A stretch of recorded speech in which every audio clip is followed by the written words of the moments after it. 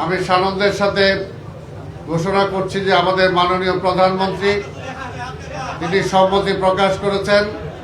তিনি আমাদের এইখানে প্রথম যে জামাত সকাল 8:30টায় অনুষ্ঠিত হবে, সেটা মাননীয় প্রধানমন্ত্রী সেখানে আমাদের সাথে একসাথে জামাতে নামাজ পড়বেন। এখানে আপনারা সবাই জানেন যে প্রায় 35,000 লোকের জন্য নামাজের ব্যবস্থা আছে, পাশাপাশি মহিলাদের জন্য নামাজের ব্যবস্থা আছে।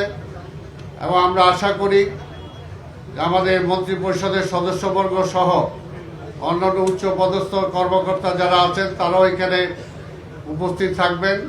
এবং এখানে আমাদের নামাজের আগে যদি কারো প্রয়োজন হয় ওযুর ব্যবস্থা সেটাও করা আছে, মহিলাদের জন্য একই ব্যবস্থা করা আছে।